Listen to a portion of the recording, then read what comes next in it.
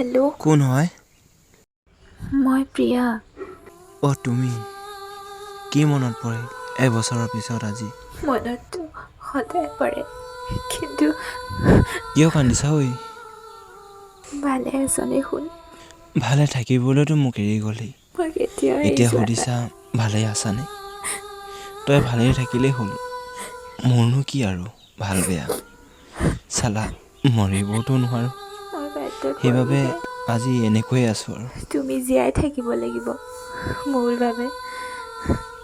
ভালকৈ থাকিবি তুমিও ভালকৈ থাকিবা। আৰু মোক এনেকৈ ফোন কৰি নাথাকিবি তই।